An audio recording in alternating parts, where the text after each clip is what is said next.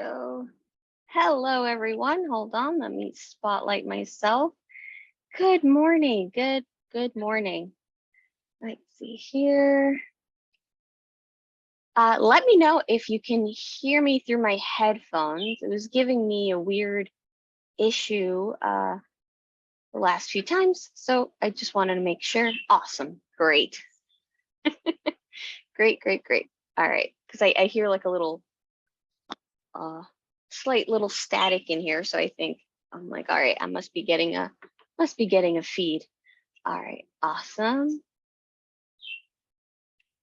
Thank you, Dottie, and thank you, Sue. I am back. Yes, Paulette. Welcome back home. Yep, thank you. Yeah, we got in super late. Our flight landed a little bit before 2 a.m. But by the time we got our car, because we had it in long-term parking and brought it back and everything, gosh, yeah, by the time we parked and everything, it was like 5 a.m. So we're pretty tired. We're getting our week started. All right, so let's see here. Awesome. Hello, Orlando. Hi, Jocelyn. Hey, Deanna, how are you? Oh, good. Starting the day good. Good. Good to hear. Oh man, I have a few more pictures I want to share with everyone. It was such a fun trip.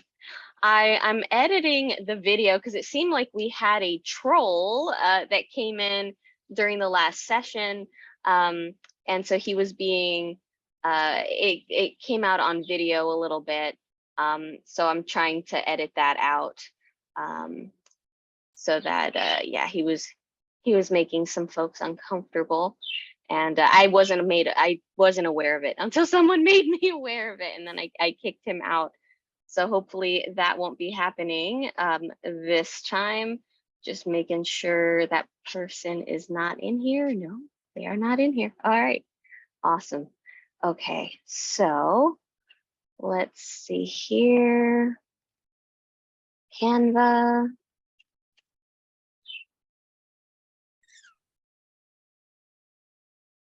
All right.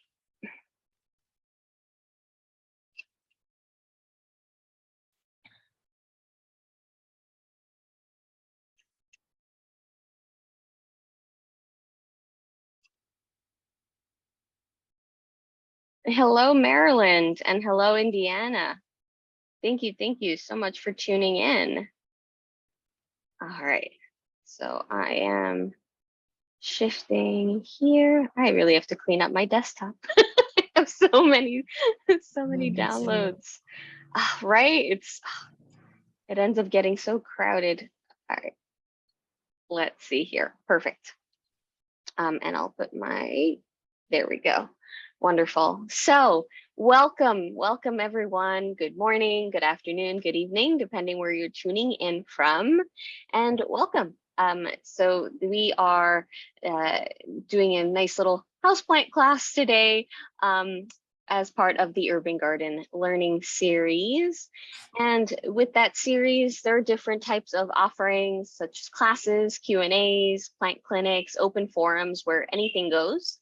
So reiterating again, for those who might be new, if you have a presentation yourself, right? You have maybe you want to share 10-15 minutes about a specific species you've been working with, or a cool plant hack, or just you just want to share your collection, please let me know, and we can definitely put that in there.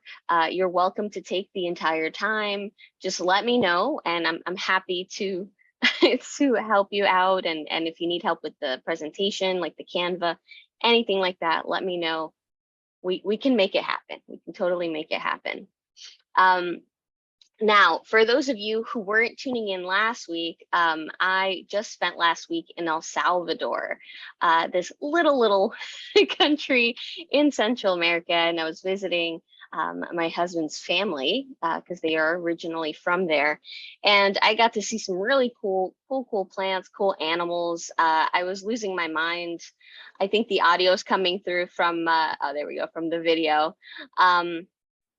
So I shot this picture here. So there's quite a few volcanoes in the area where we were staying, and I saw this really awesome grasshopper, and it turned out that this is actually a nymph, which means it's the juvenile stage, and it's the largest grasshopper species in Central America, unbeknownst to me. I just thought it was such a cool looking grasshopper. um yeah. And it was, this is actually just the baby, so this isn't even the full, this isn't its final form, as they say. So yeah, this turns into a gorgeous kind of red copper, huge grasshopper, huge wings.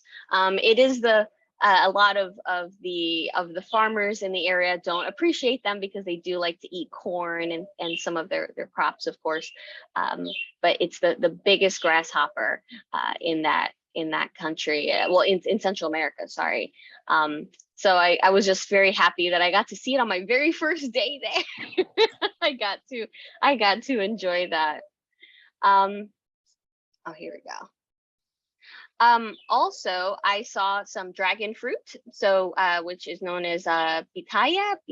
I hope I'm pronouncing that correctly. But the dragon fruit, and you can actually see that there is some fruit growing at the tips there. So that was really neat. There were a lot. I saw these growing off people's balconies, all over the trees. People had them growing in pots. They were quite literally everywhere. So it was really fun to see, and it was reminding me, because I too have quite a few. But no, these were ginormous by comparison. So it was really lovely to see them in their natural habitat. I also spotted this little kalanchoe, and it had dropped this leaf, and this was just sitting already on top of the soil. And I definitely wanted to take a picture because I wanted to see what would happen a week from now. And I actually did take a picture right before I left, so I'll show that in a moment so you could see how it changed. But what was really interesting that I learned while I was there was that this is actually a medicinal plant in El Salvador. Now, it's not native. This is, I believe, introduced from like Madagascar and parts of Asia. But they apparently they use it for cancer treatment. So I'm going to read up some studies and find out more about that. But I thought that was really interesting. Another really cool thing I learned was that they use snake plants, so Dracaena. They use them actually to help with, unfortunately, something that happens over there a lot, or there are that folks tend to actually poison people's dogs. And this is actually a well-known remedy in the region for dog poisoning, and which is odd because snake plants are toxic, right? They're toxic to dogs. And we had a gentleman explain to us that they actually take a piece of it, they mash it up, they mix it with water, and they actually give it on purpose to a dog they suspect has been poisoned, because it will induce heavy vomiting. And I was like, that's actually a really smart idea, because that's actually what the Dracaena will do. Is a lot of aeroids is if your dog or cat were to consume some, like a monstera leaf or a pothos, your epiprenum leaf, it might start to get them to vomit. It's not something that would potentially be fatal, but it would be very uncomfortable for them. And I just thought that was super interesting. And they didn't, when I explained, I was like, oh, but it's actually toxic. They had no idea. They just thought that it was something that would induce vomiting, and it's a traditional use for the plant to help when one of their own pets has consumed something they shouldn't have. They give it to them. So weird. But it was really neat kind of learning yeah, like all these interesting uses for the plants, and it was a great experience. And a few here I wanted to show you. Also, this giant bird nest in Therium. I'm not sure of the species, but it had a whole flower that had been fertilized, and it had a bunch of seeds. But this thing was huge. It was just absolutely ginormous. You could see the little aerial roots at the base, and they did keep it in a very well draining mix, so it wasn't just in soil. That was something that I saw that was really interesting too, is a lot of the aeroids, so a lot of like philodendrons, things like that, they were actually being grown out of things like tree stumps. People were putting them in like containers with like gravel and things like that. So so very airy, very airy mixes. And so it was really cool to see that a lot of them, yeah, they were huge, absolutely huge. And just to show you here, this is a rubber tree. So this is a rubber tree. This is right outside my husband's grandparents' home. This thing is ginormous. It completely stretches, its canopy is on the other side of the street, and it goes over and casts shade all over the whole length of the street. This thing was huge. And it's a rubber tree. So this is the Ficus, I guess, elastica, what we commonly know as the rubber tree here, that we buy in stores. We buy them as like the burgundies. Yeah, this thing is huge. I really wanted to make sure I got photos, because it was just amazing to see these plants in the wild. And then I think back, like, my little rubber tree is so tiny in comparison. So it was really beautiful to see. This, I don't know what species it is, but I do know it's a peperomia. That's as far as I got. And so this little guy was in flowers. So you can actually see the flowers. And this thing was minuscule, super tiny. So I took this close-up shot in hopes that I'll be able to identify it. It was gorgeous. It was just kind of sitting there. It was the only one in the pot, and it wasn't purposely planted, apparently. So yeah, I have a lot of identifying to do. Here you could see it, they were just everywhere. Monstera, absolutely ginormous with these huge aerial roots.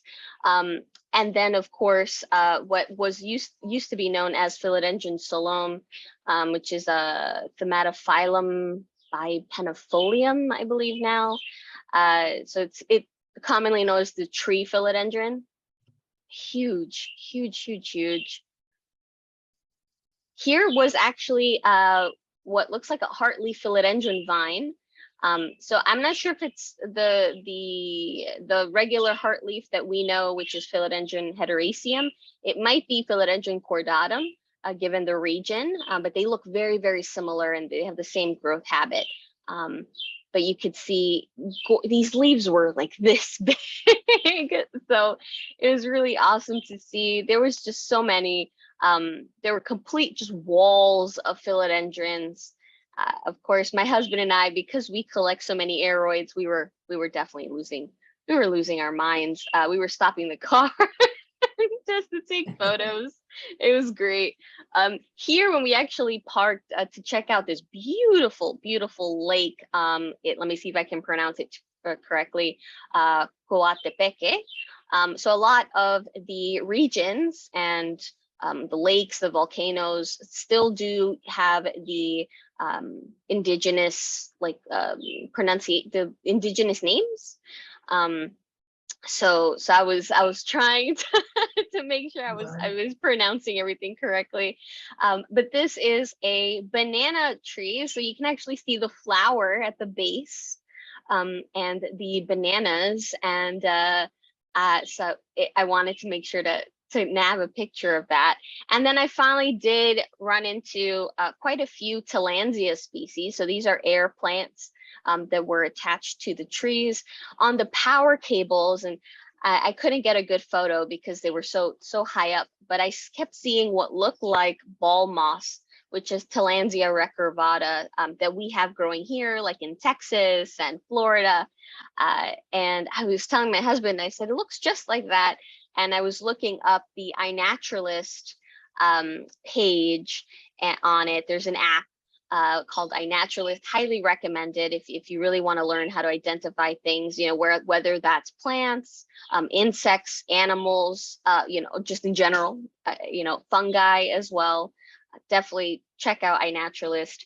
And I was looking it up, and sure enough, Tillandsia recurvata actually does grow there, and that's what I was seeing all over the power lines, and it just looked like big balls of like tangled plants just all over the power lines. So it was cool to see all the air plants there. Oh, whoops, I put that in there. Let me hold on one second. There we go. I don't know why it skipped. Okay, here we go. So I saw a cycad as well. Here again, more philodendrons. It's just, they were everywhere, absolutely everywhere. And this was really neat. This was a syngonium. And so you can actually see the mature leaves here. So they absolutely beautiful.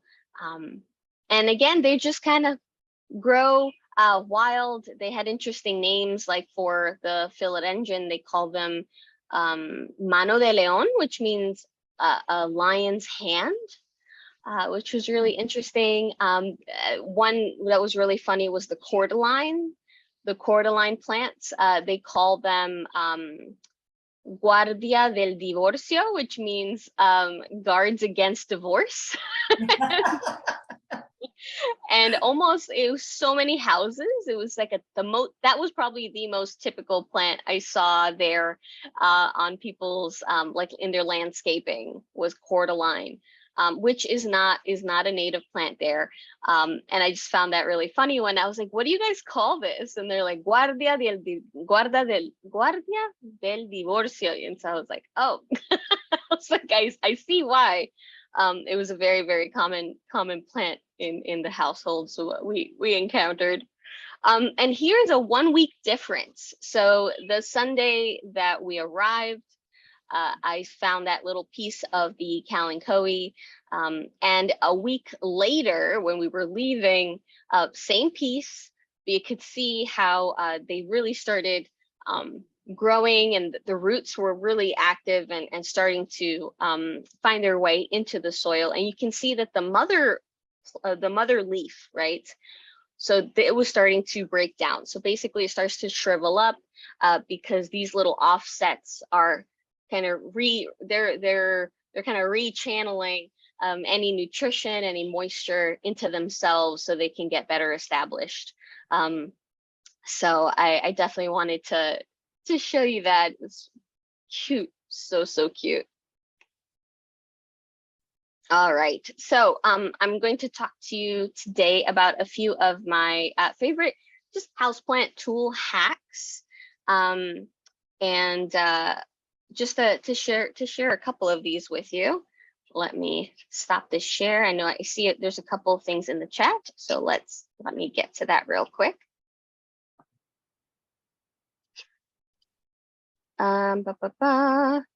Oh, Sue says trolls have been known to change the address. Oh, thank you. Yes. If you guys do spot anything weird, because it looked like the guy was dressed in a Speedo or something like that. And when I got notified, I looked and I was like, okay, that shouldn't be happening. And so then I removed him. But if you do spot anything weird like that, please, by all means, let me know, and I can kick him out easily. Catherine, can I spell it? Were you referring to iNaturalist? Judy, thank you. Judy put that in the chat. Yes, Jen, we all need to guard against divorce. Yes. And what is the name of the anti-divorce plant? Oh, yes. So cordyline. Let me pull that up just so that you see what we were referring to. Yeah, so this this was the plant in the cordyline. Oh, let me share my screen. There we go.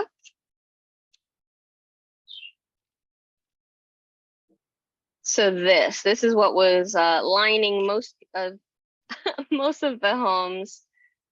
There we go. And it was specifically the red leaf, cordyline. I was seeing a lot.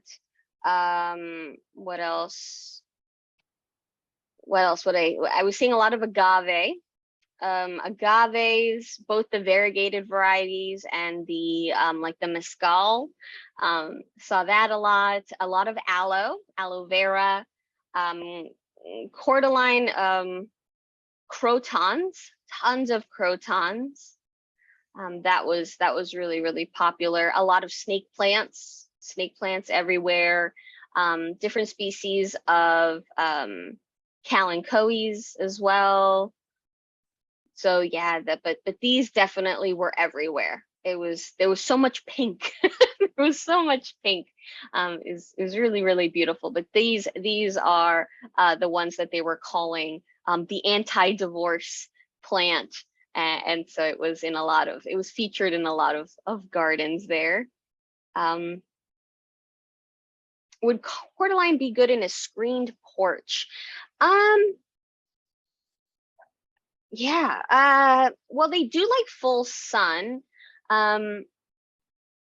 So maybe if you started a small plant, it should be fine in a screened in porch.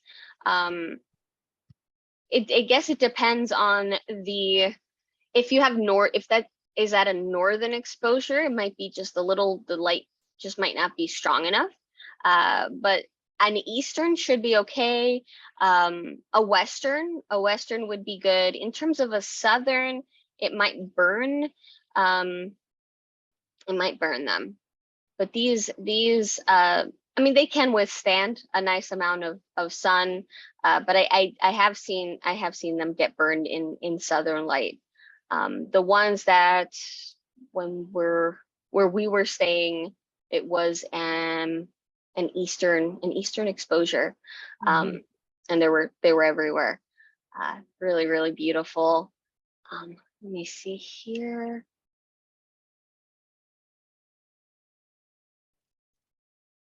And why is it called an anti-divorce plant? I'm not sure. I don't know how it came to be the anti-divorce plant, but that's how it's commonly known there. I'm trying to remember if there were any other fun names, but no. Even the names of the animals. I did find that a lot of the folks were actually very scared of wildlife there, and I thought that was really interesting because they're literally living amongst these houses are tucked in the jungle. And there were some really funny stories they were telling us. So for instance, my husband, when he would go to El Salvador as a child, they would tell him not to pick up frogs because if he picked them up, they would shrink his hands. And as a child, he was like, what? So that was what they told to deter him from picking up frogs there.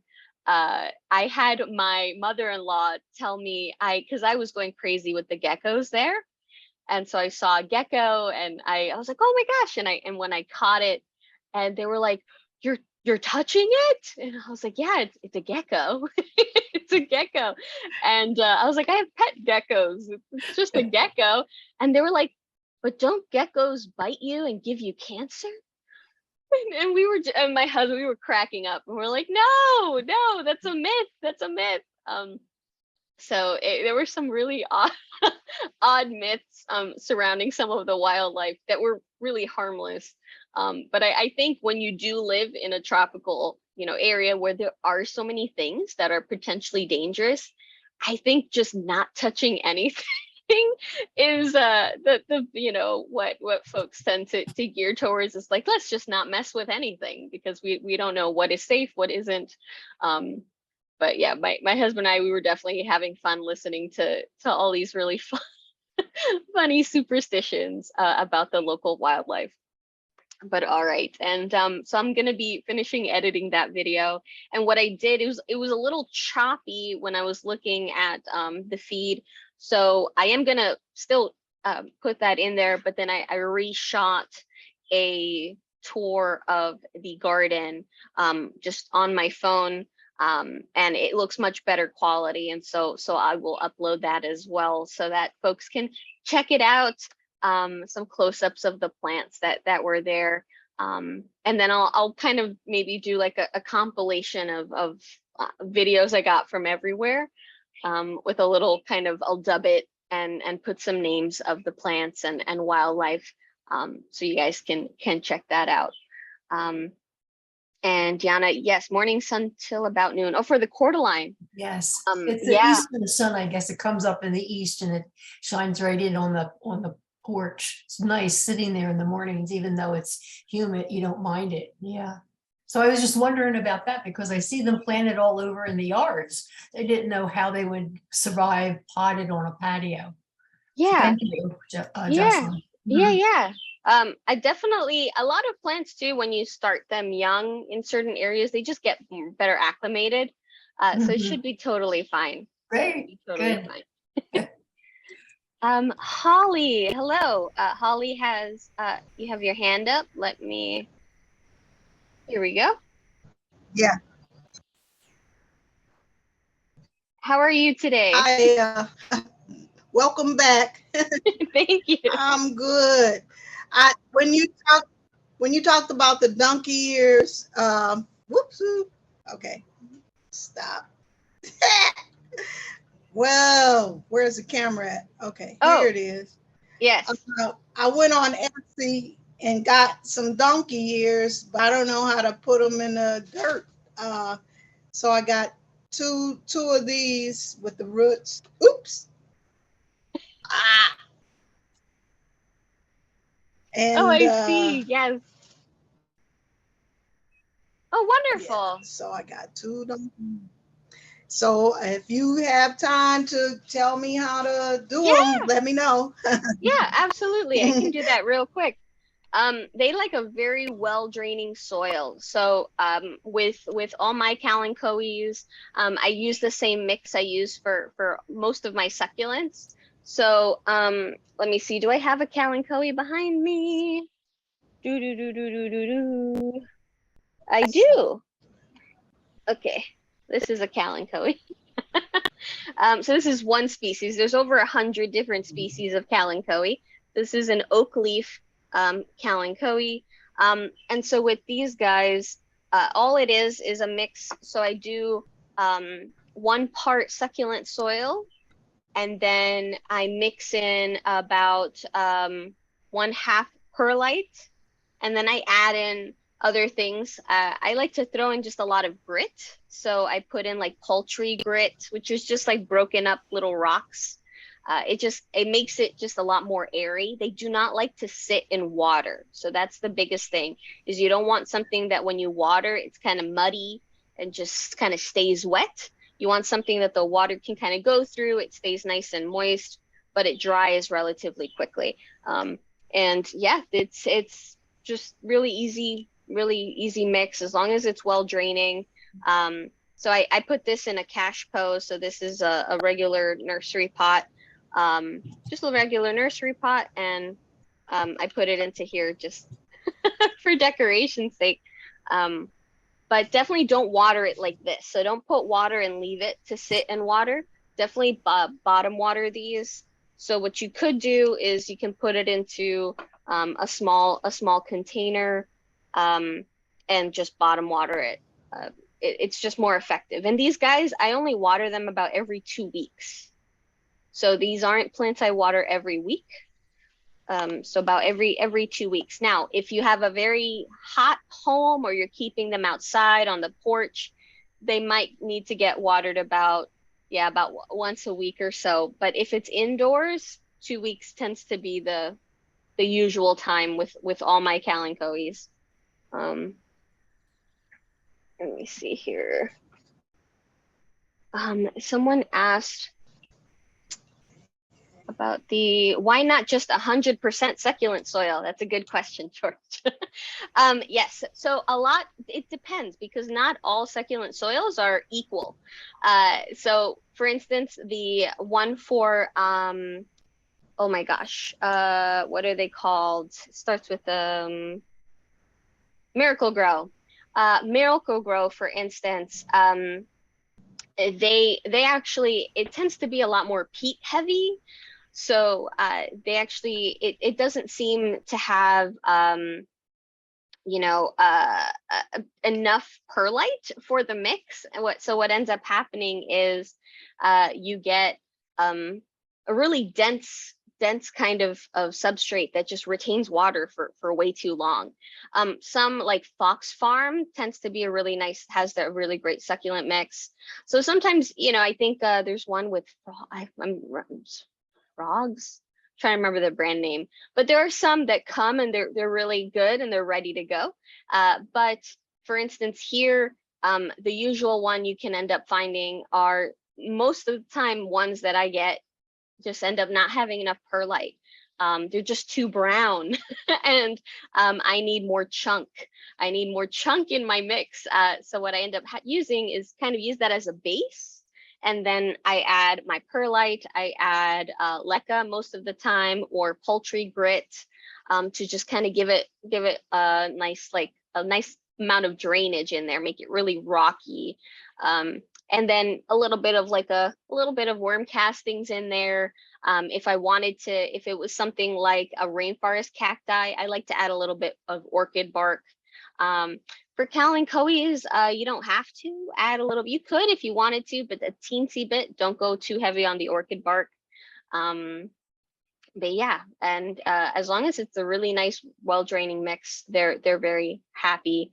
Deanna, yes, worm castings, the fertilizer. So worm castings, for those that might not know what worm castings are, it's literally so worm poop. So you can buy it. It looks like regular soil. It smells like regular soil. You will honestly not know the difference.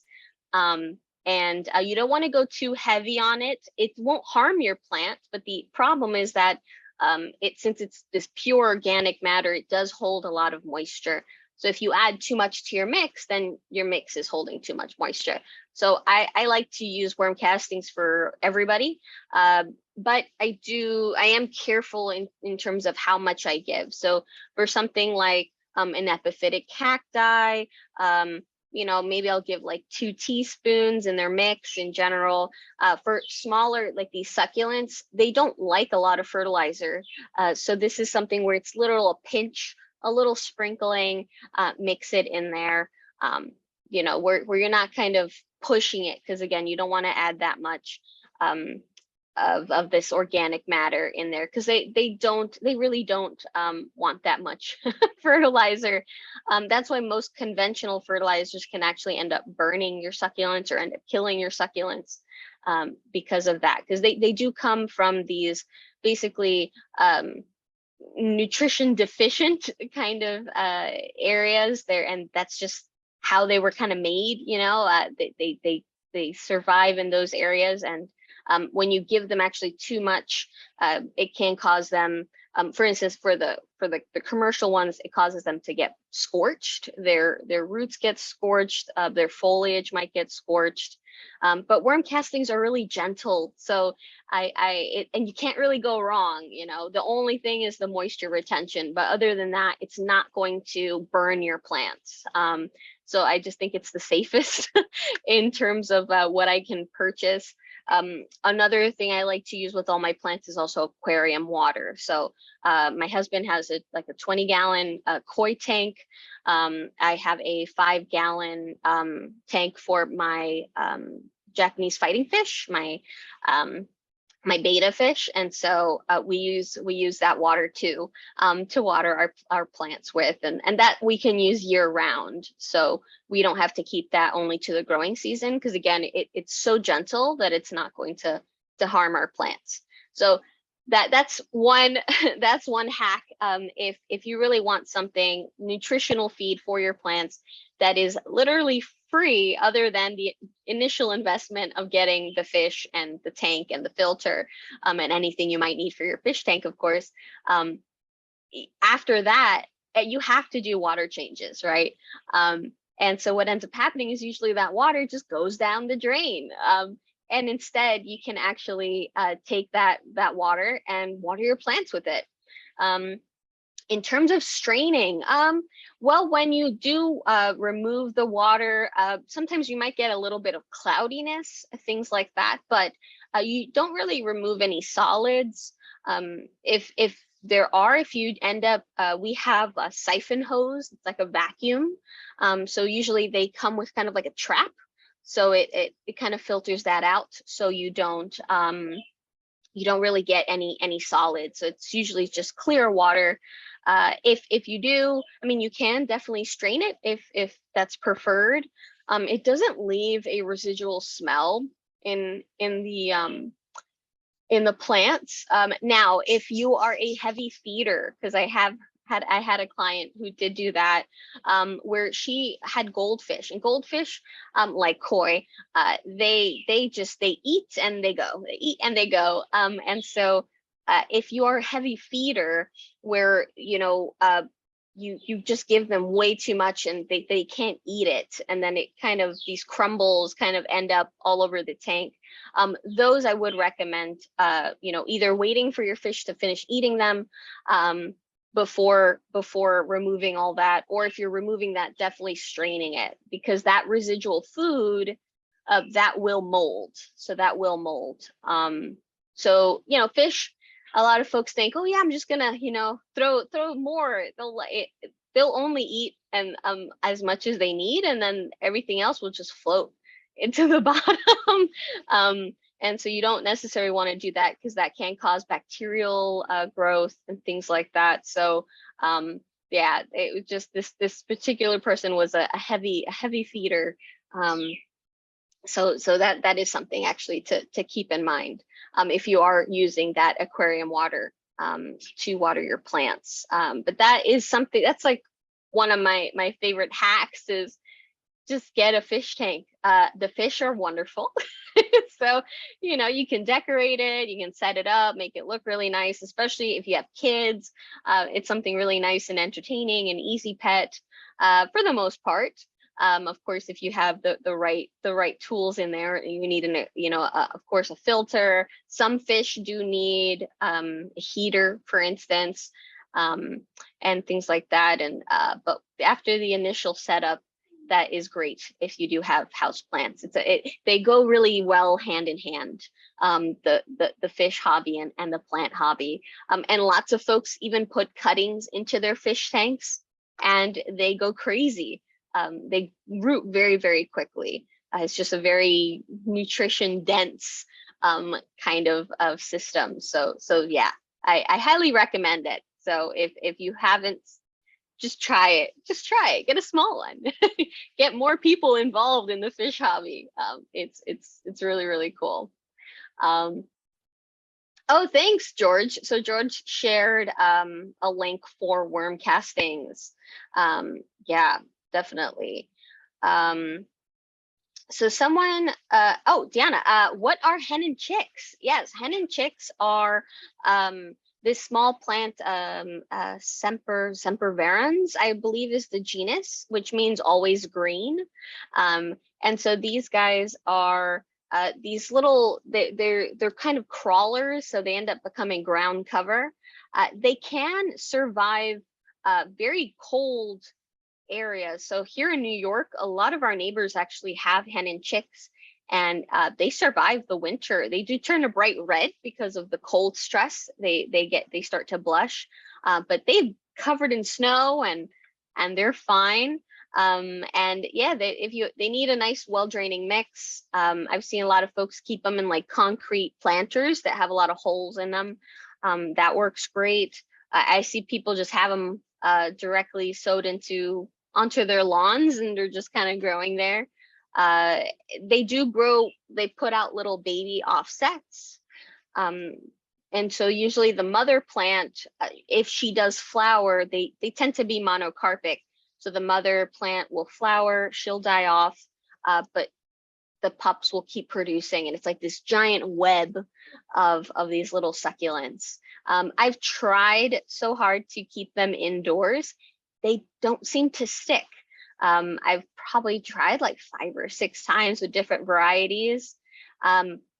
And they don't seem to do really well. I've put them with my grow lights right behind me, and not very happy. So I think they're just, yeah, they seem to do much better outdoors. If anybody is in the audience that is successfully keeping hen and chicks indoors, please help me. I don't know why I can't keep them. And I treat them exactly the same as I do all of these guys, and they just don't take. They either start to burn. So I've moved them away from the grow lights. Then they look like they are retaining too much water. So I'm like, okay, well, I'm putting them right in the sunlight. Then they start to idiolate, so they start to stretch. And then some of the babies start to die off. It's like it's just a progressively worse situation. So, but yeah, definitely keep them. I think outdoors is the best way to go, but they're really fun. There's a lot of varieties. If you do have a very rocky yard, if you have a just really rocky and you don't know what you can kind of keep in that area, hen and chicks will happily take over that area. Also sedum. So check out sedums as well. There's like star sedums that put out really gorgeous flowers. Those are great if you have really rocky, dense, like gravelly kind of areas that you want to plant, but you're like, what do I do? Let's see here. Brenda, what size container should Holly use? And should she put both in the same pot? That's a great question, Brenda. So with the Kalanchoes, the donkey ears, Holly, so I mean, I would say put them in separate pots, not much bigger than their current root ball. So as you saw, I would say, stick to a smaller, here, a little snake plant here. Stick to a smaller pot. You don't want to put it in an obnoxiously large pot, because that's going to retain way too much moisture and it's going to rot out your little guys. So just something, if your root ball, right, it's like that big, something like this is perfectly fine. So you don't need to put it into a big pot. Definitely don't recommend doing that. Even if you put them together, maybe a slightly larger pot, but nothing that's too substantially large. And don't worry if they so sometimes when folks see this, for instance, where the leaves are passing the rim, they start to think, oh, the pot must be too small, right? The pot must be too small. It's outgrowing the pot, but it's not. It's just that the foliage and the roots are totally different systems in terms of how much space they need. The foliage can spread and flop, which is what donkey ears tend to do. They tend to kind of flop, and when they put out babies, they actually end up crawling if you have substrate, right?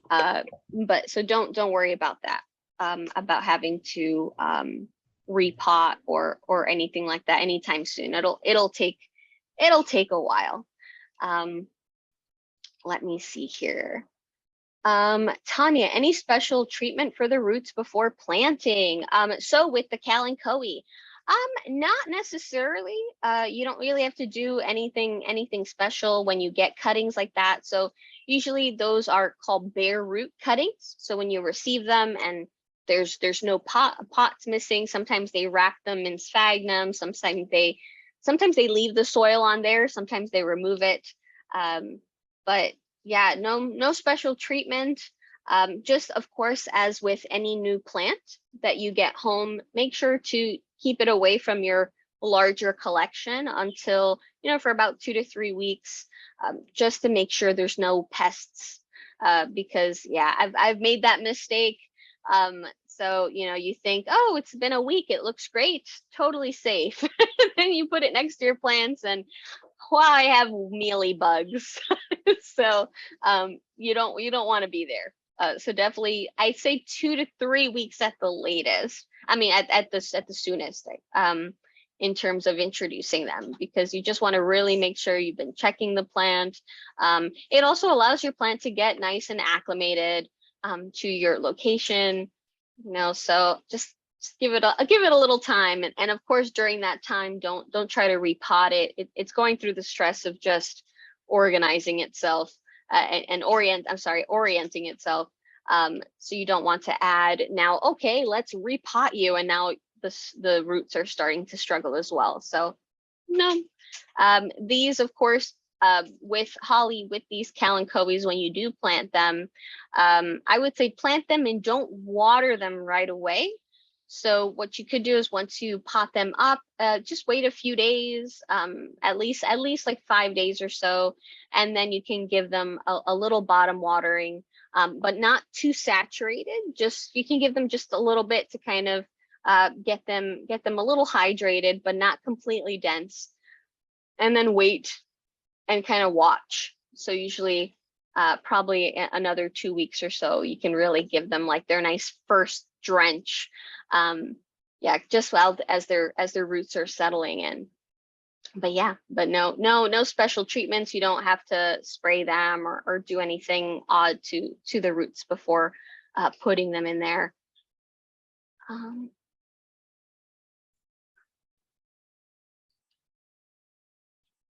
Okay. Oh, hi, Sue. Hello. And Darlene, oh, awesome. Thank you for sharing about growing hen and chicks indoors. Yeah, I definitely, that's something I'm gonna try again. I'm gonna try again.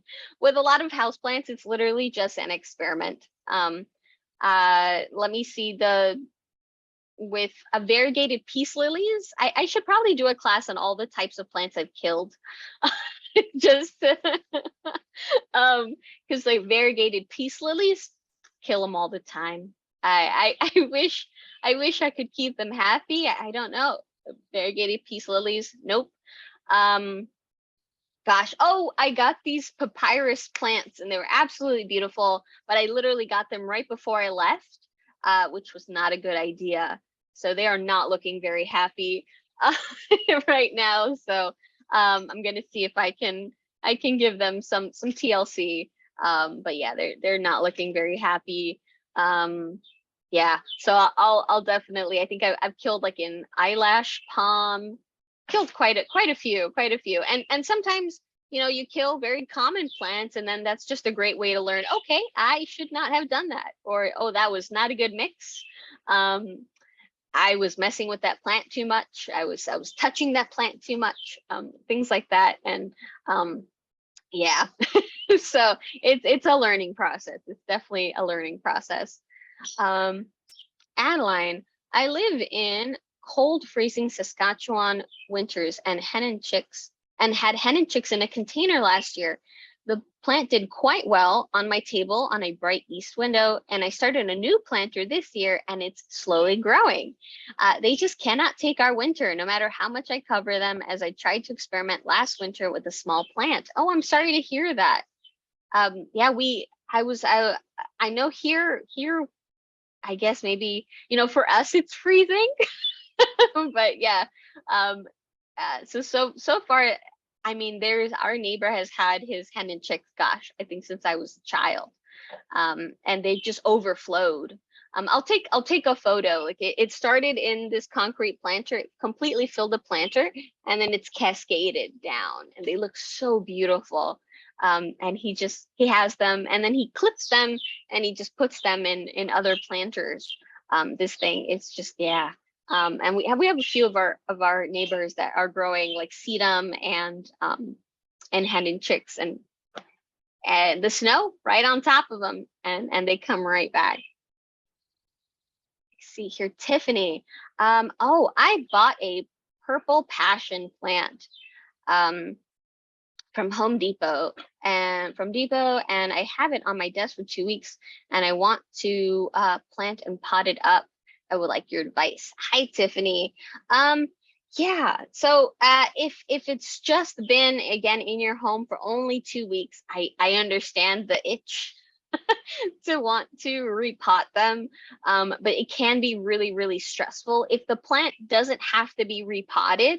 So if the roots are not coming out and it's not time for the plant to really be upgraded, I would definitely recommend against it. It's much easier to just use a cashpo, right? To use a display pot. Because if the plant is happy right now in its pot, even if it's a nursery pot, you're going to have much more success if you just let it be. I've killed lots of plants by repotting them way too early. Tiffany, hold on. I am going to spotlight you so that folks can see this gorgeous plant. Purple passion plants are so pretty. Beautiful, beautiful. It is, are the roots kind of coming out? It has one root. I would say it still has a little bit of time. Still has a little bit of time there. I would recommend for now, maybe just using a display pot. Yeah, because that's probably going to just be the easiest way to go. So for instance, you know, they don't have to be expensive. You can get, I got like a bunch of these, like really cheap plastic. Look, it's just bendy plastic. And I just do that and it makes it look nice and they match. but I don't end up harming, yeah, because that could end up killing the plant, especially these guys. They're very thirsty plants. Yes. Yeah. And so you don't really want to mess too much with their roots because that encumbers them, that keeps them from actually actively taking up water. Okay. So when you repot them, it has to be that you have to repot them. Okay. Yeah, so soft. It's such a they soft are. plant. It's like velvet. Yes, yes. They're super, super soft. I've seen them grow really large and they start to cascade out of baskets. So they're great. Okay. What Purple kind passion of, wells. sorry for Oh interrupting. no, oh no. What kind of light do you have it in? So Bright light? it says to do medium light on the tag. And Uh-huh. right now, this is my workspace. So I have, you know, double sliding glass doors on behind me. And then I have double sliding glass doors on the other side of me. And it seems to be doing well. I've had it for 2 weeks now, just like this, in a little cup to keep the water. But that's why I was wondering what to do next with it. But it seems to be That's gorgeous.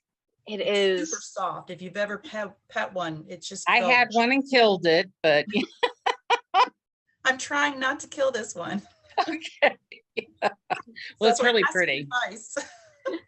Yeah, no, they're so beautiful. They really are a beautiful, beautiful plant. And the bottom too, it's like a different shade of purple.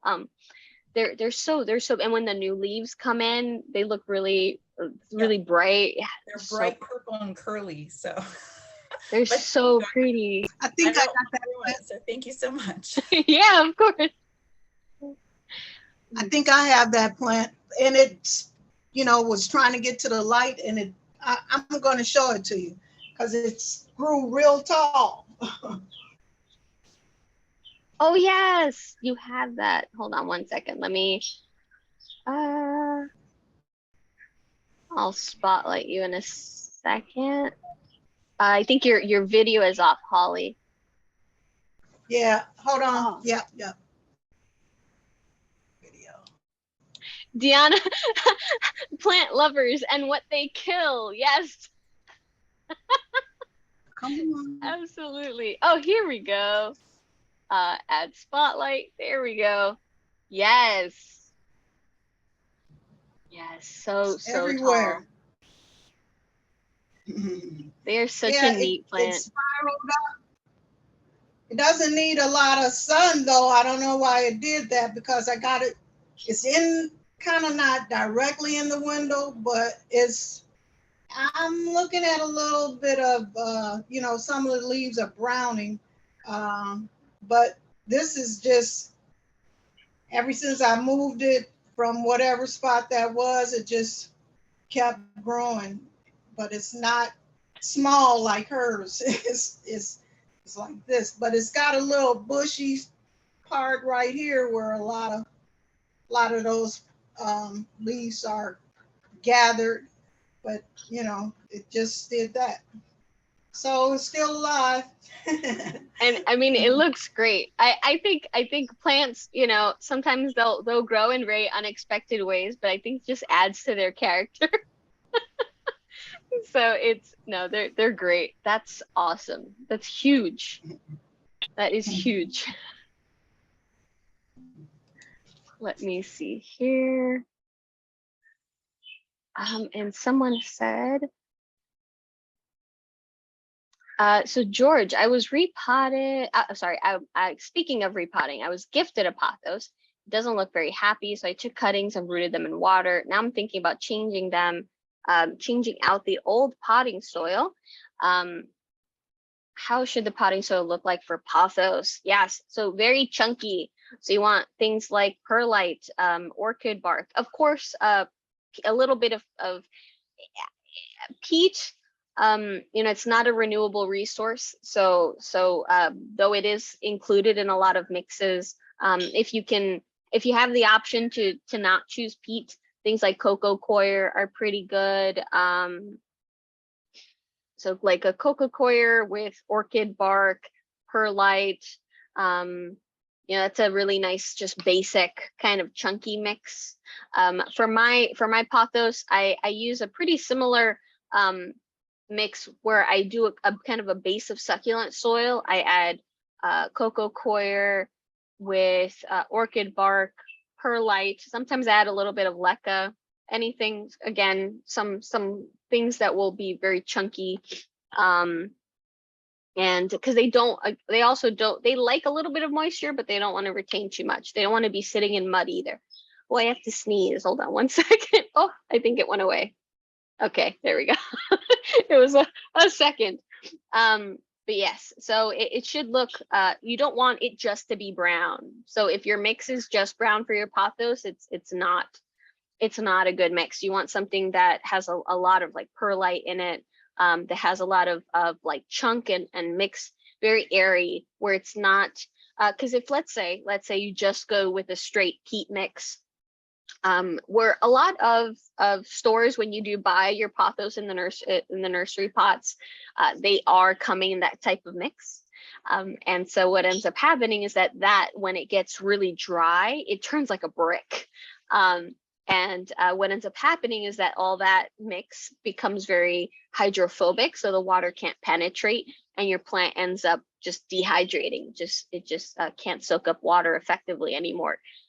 So making sure you have a lot of things that will add for drainage, add a lot of chunk, a lot of air pockets, right? So that doesn't allow your soil to just become a mass. So things like orchid bark and perlite, that just kind of keep it nice and airy. That's what you really want to do for your aeroids. So pothos is an aeroid. You would use the same mix like for a pothos. A pothos, a philodendron, a monstera, things like that. Now with Dracaena, they're related as well. I don't add as much orchid bark, only because a lot of these Dracaena, like the snake plants, the orchid bark can hold a little too much moisture for their liking. So I will will alter it as I go. So there are some plants, that are in that category that want to be a little drier. So I don't add certain things, or in excess that would hold on to that extra moisture. I did want to just share a few more of these really cool plant hack tools with you all. So for my hanging plants, I have quite a few hanging plants. So I just ended up buying this. So I am 5'1". I'm very tiny. And so I ended up just going ahead and purchasing this, which is what you see in stores to reach clothing hangers.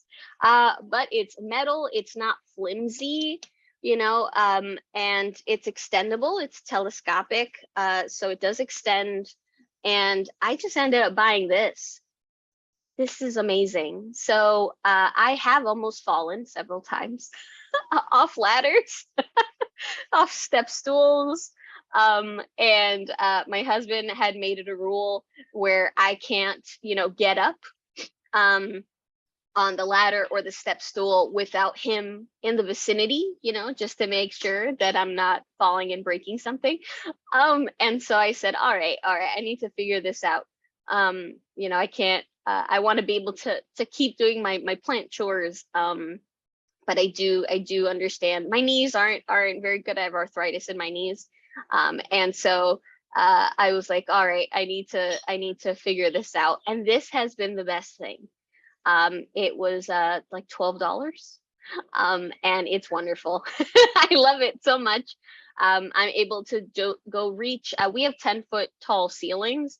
So I'm able to I have plants that are on our curtain rods, and I'm able to get them with no problem. Plants on high shelves. So sometimes, when a plant is on a high shelf, you end up kind of neglecting it a little bit because it's difficult to get to the plant. This changes the game. So if you do have a hanging pot, I seriously recommend just getting one of these poles. And they can, oh, I got this one off Amazon.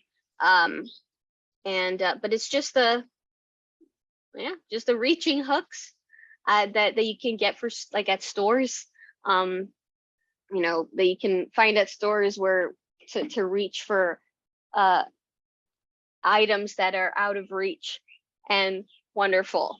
Another thing, if you are for taking care of your plants, in terms of removing dead leaves, if you have for instance, if you ever have leaves, especially of like succulents that fall from the plant and end up on your substrate.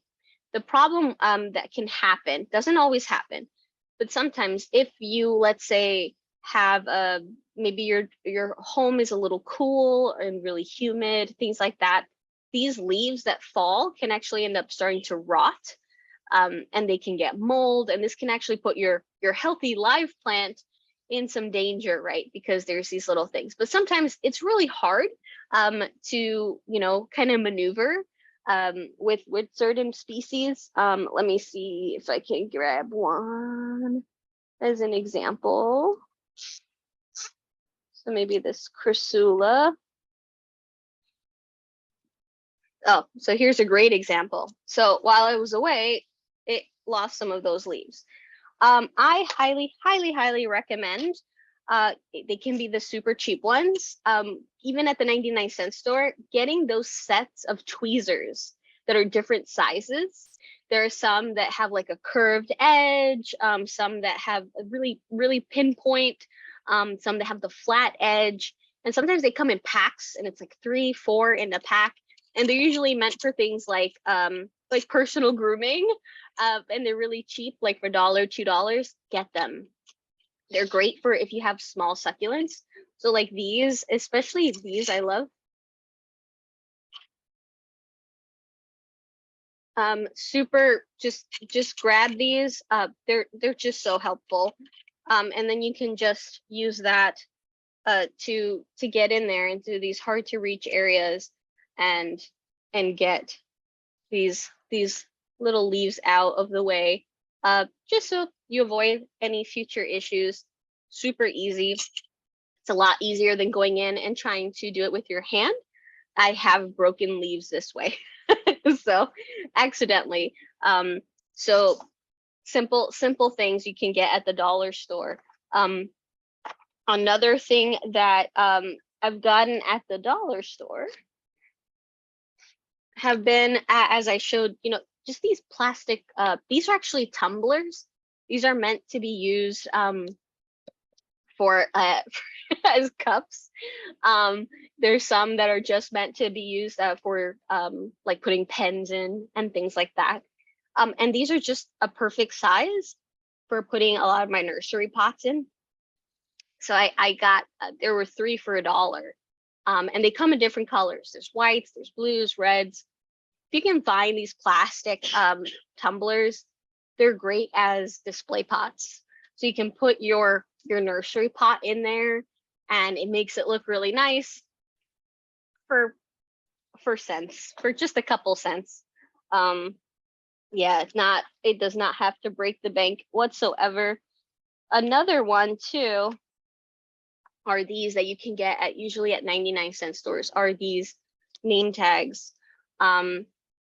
What I like to do too is with like my cuttings, for instance, is I cut these. I actually just cut them. I write the name and I just cut them to size. So for instance,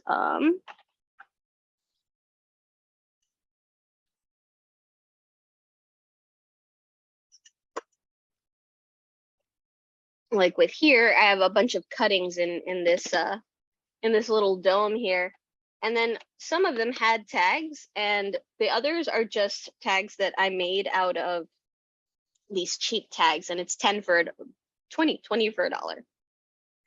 So I just cut them to shape and put them in here.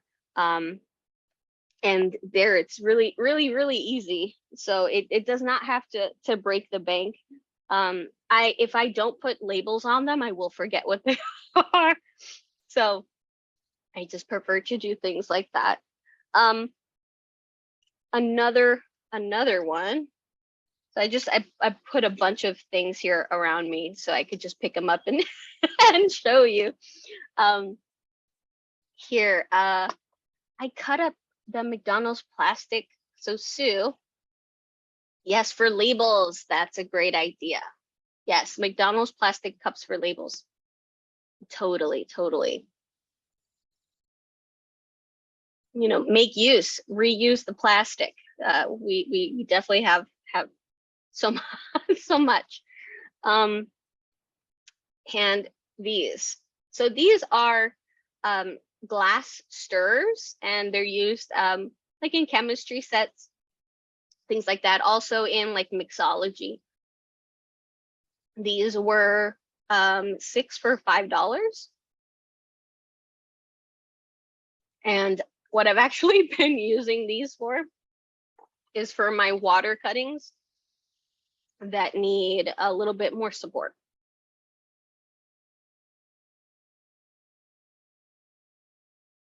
So I've tried with bamboo, and even though bamboo is pretty good in terms of rot resistance, it does eventually start to rot, starts to get mold. And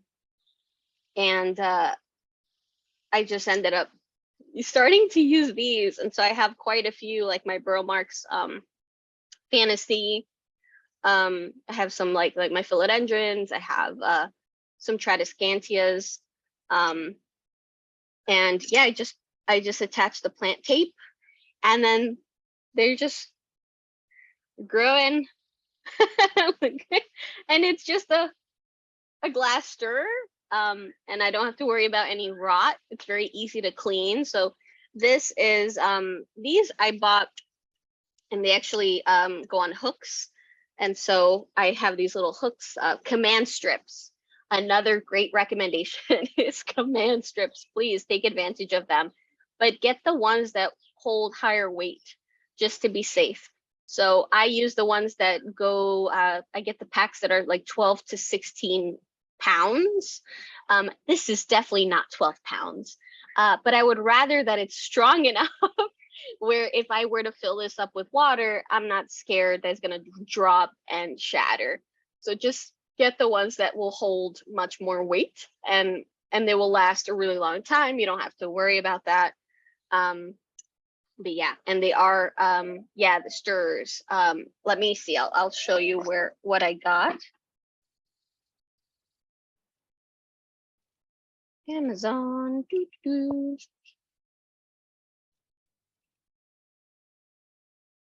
Glass.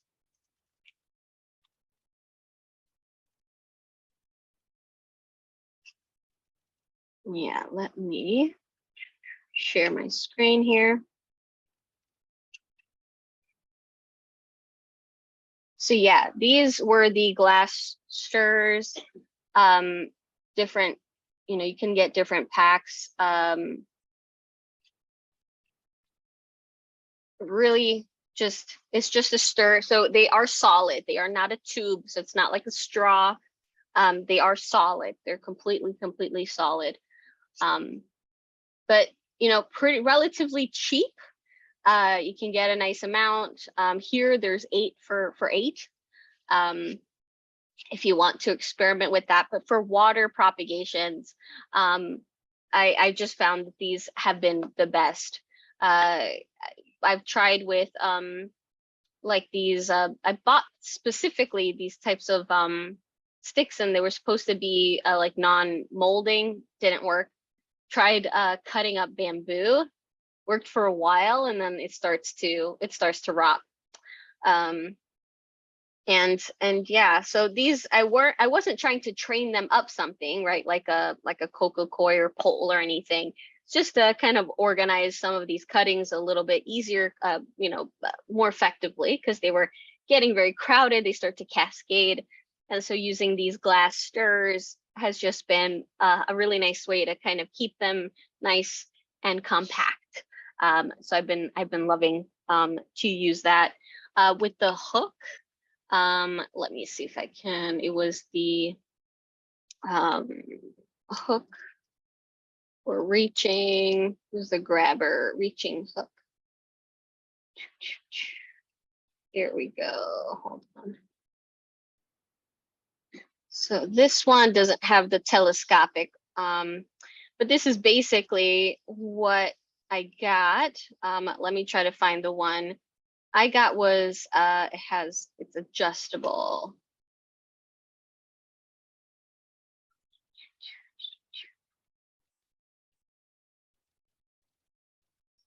There we go. These also extend as well. So you can, these are just really helpful. Especially, it's just multiple, it's a multi-use tool.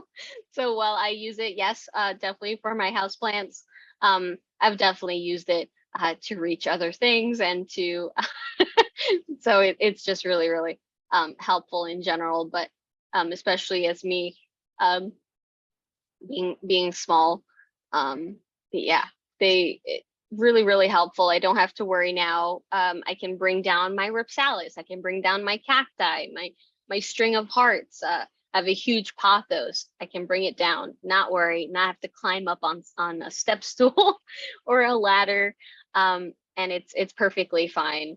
I had wanted to, there are these things that you can buy that are like retractable, that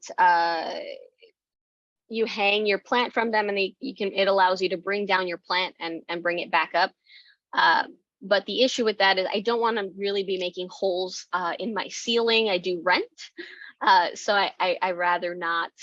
I bought them and I thought they would be really cool, but then I just thought the better of it. I was like, well, maybe I shouldn't be making holes in my ceiling.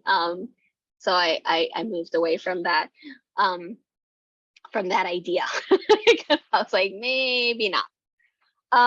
Another thing just to consider also is if you do have a lot of cuttings, if you do a lot of plant propagation, right?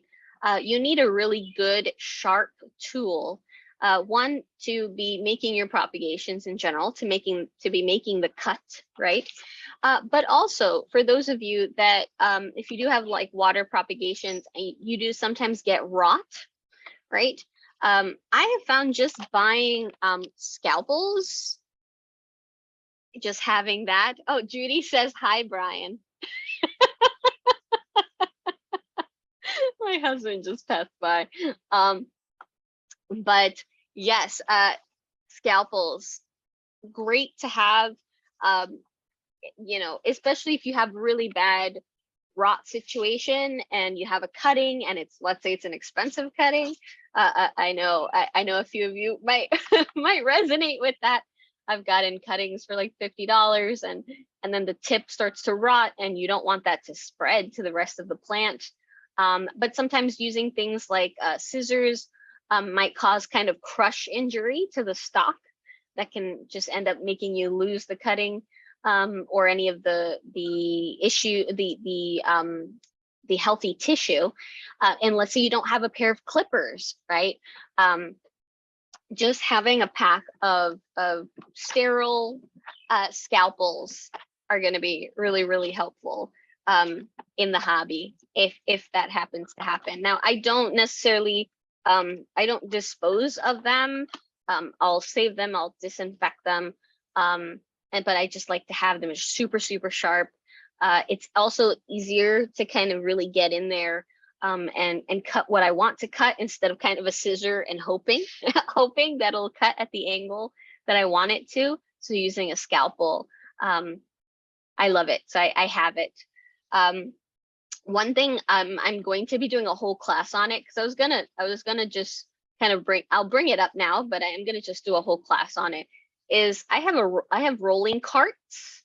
So these little 3-level little metal carts, and those are great to house your tools. So especially if you're kind of walking, you have plants in different areas of your house, and you don't want to be, oh gosh, I need to run back and get my tweezers. Oh, I need to run back and grab my fertilizer mix, or where did I put my perlite?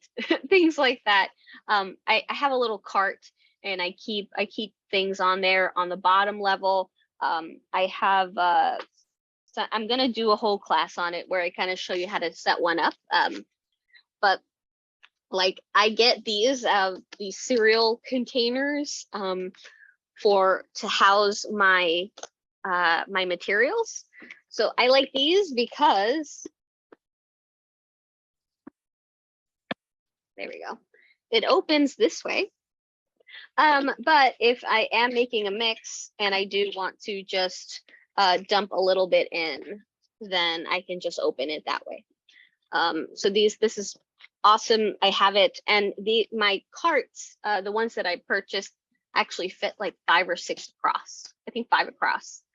So I'm able to have one of orchid bark, and one of perlite, and one of succulent mix, and one of coco coir. So I can have a nice. I have the things at the ready that I need, and then I have my little cups with different things, the tweezers, my markers, my labels. If I do have clippers, extra nursery pots in there. I also, you don't have to get super expensive things to scoop up your mix. You can use just the regular plastic spoons. Things like that are great for small succulent pots, especially to backfill, to add things like a little bit of worm castings, things like that to your mix. You don't have to get specialty tools. Another cool thing that was actually recommended to me, and I really like it now, is getting these paint pens, paint correction pens, I should say. And so these you actually fill with rubbing alcohol. And so I haven't used this fan one. I have used the finer tipped one, but this gets filled up with rubbing alcohol, and it's meant to go into your paint, into your work, right? And to remove any excess paint. If you need to, remove a small layer because you're going to fix something. But this ends up being really good for mealy bugs. So it really gets into and so you squeeze, all you do is squeeze, and this just sends out the rubbing alcohol to the fibers of the brush, and then you're able to get into the nooks and crannies really effectively. I love this. I thought that was such a brilliant idea. And so I bought a whole pack, and it's all different tips. Here we go, just to show you. So you pull this out, and you just fill that up with rubbing alcohol. And it's great. It's absolutely great. Yes, also on Amazon, I guess I'll just I'll make an Amazon list. I think, if would that be helpful? Let me know, because I do. Absolutely. Okay. Because I do get a lot of these weird things. Sometimes the idea just Yes. comes. Good, good.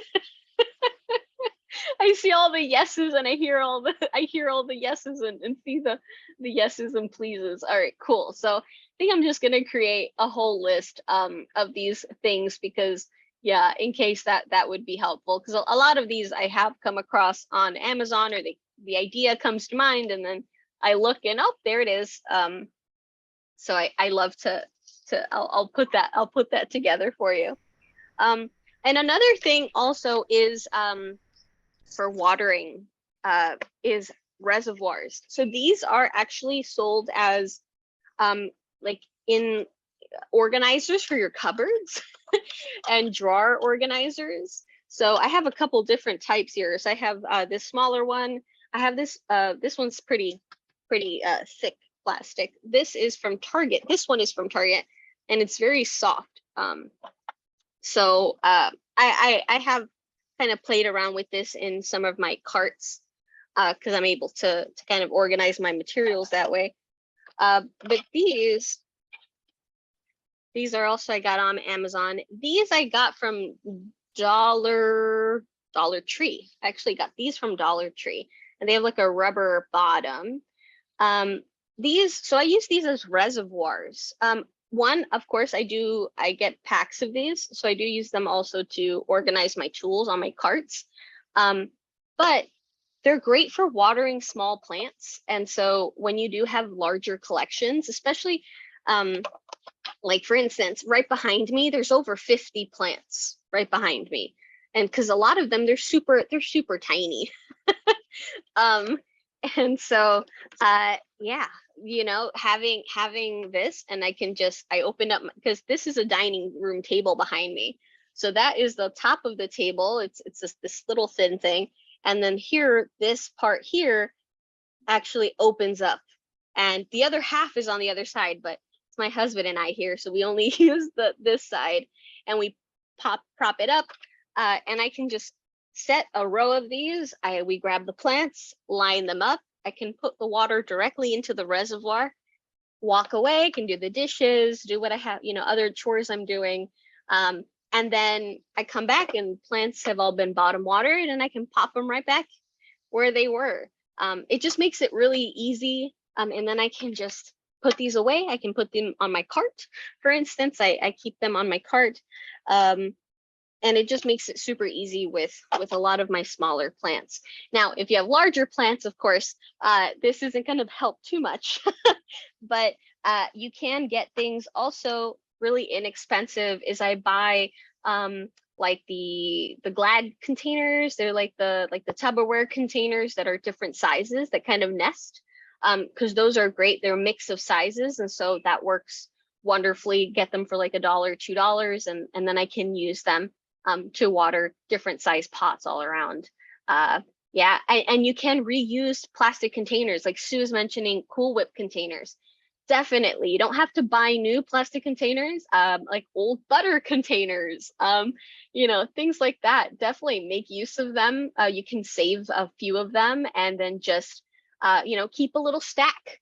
I also keep a lot of like the takeout plastic containers. I have a stack that I have of like the small ones. I think, is it a pint? They're the small ones, and so I have a little pack, and then I do that too. I just use them to water plants. It's really difficult when you have a really large collection. If I were to just take each plant and water it and wait for it to drain out and make sure I can't I can't do it. And so when you have hundreds of plants, because Brian and we have over 300 plants, there's just no way. So we definitely, bottom watering works for us, and yeah, and doing that, it just, with reservoirs, having reservoir systems, definitely definitely helps. You know, if I could have a better, because these are acrylic shelves that I put that are meant for little figurines, and this is what I put behind me so that they kind of elevate. So there's like different levels there, so I can keep more plants on behind me. They aren't wide enough for me to put these little clear reservoirs on them, unfortunately. But if I could find ones that would fit those, and then I can just put the plants in there, and they already have the reservoir, so all I have to do is just add water. I don't even have to move them. That'd be the best. So I'll try to figure that out. But yeah. Darlene, I don't know how you keep so many. And have a cat. Yes, and we have four cats. Thankfully they're not really, you know, that interested. They were messing with the papyrus when it got here, because they, you know, it's like flimsy, so it's something kind of interesting.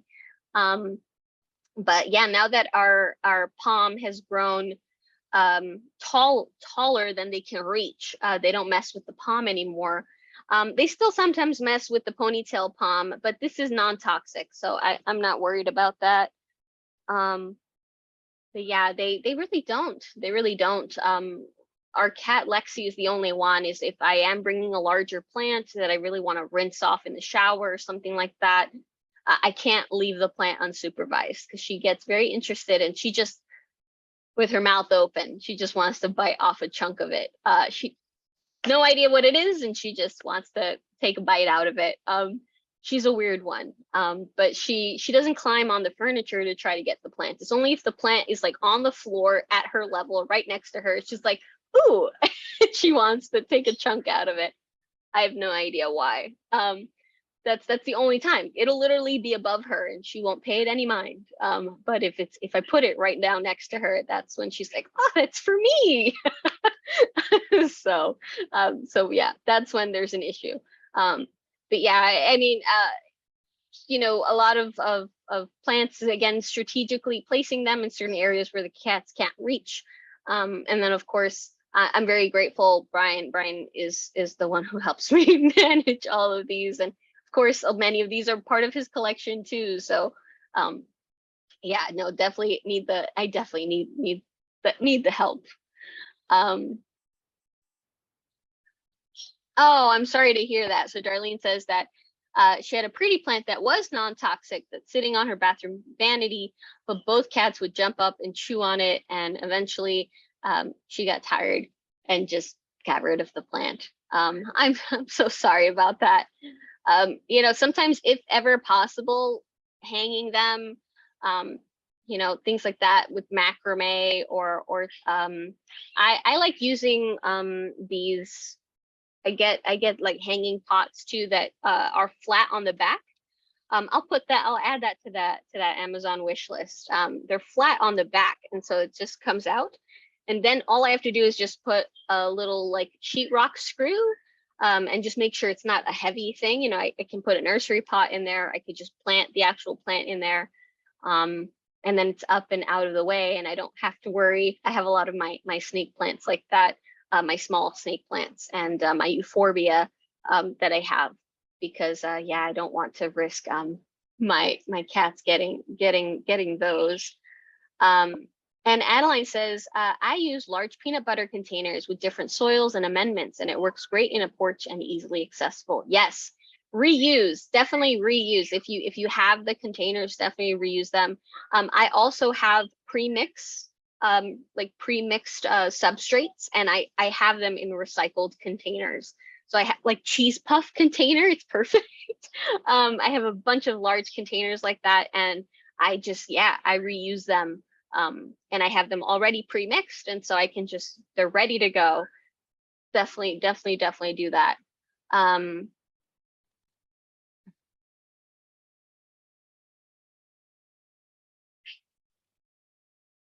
Oh, thank you, Diana. Thank you. Thank you. Yes, you're so welcome. Yes. And yes, and Darlene, I don't know if my local Dollar Tree has those wonderful things. I'll make a list, because Dollar Tree does have a website. Oh, Holly? Was it Holly? I have a plant hack. Yes. Oh, Yes, I have a plant yes, hack. share. I don't know how useful it is, but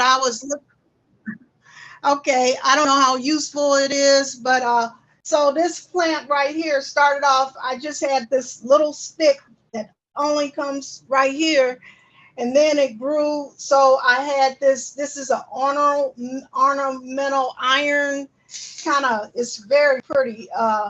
But when I put it in the pot, it was kind of tilting over, and I wanted to find something to make it stand up so it wouldn't lean and kind of be tipsy.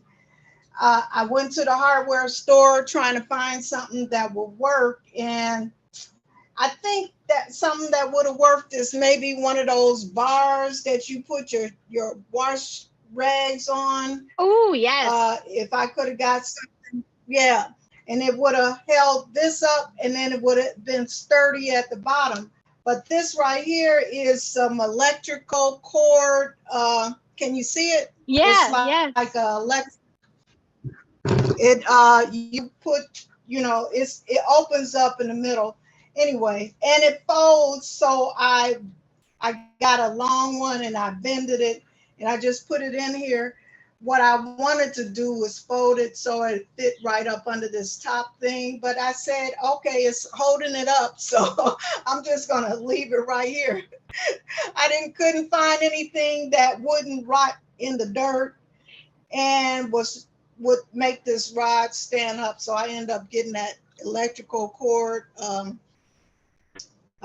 protector, thing that you keep them all in one place, and bending it and putting it in here. So that's my plant hack. I don't know how good it is, but No, it's perfect. You know, it's ingenuity. You MacGyver it. MacGyver it. It's totally that's totally it. Yes. Make do with what you can get your hands on, see what you already have. With the glass stirrers, I already had them. And I just was like, this might actually work.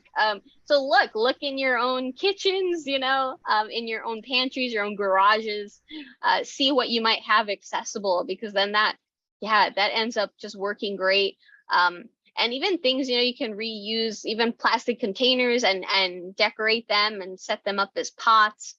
So you don't need to go and get a bunch of really expensive things when you can either find ways to use things you might already have, just in a different way.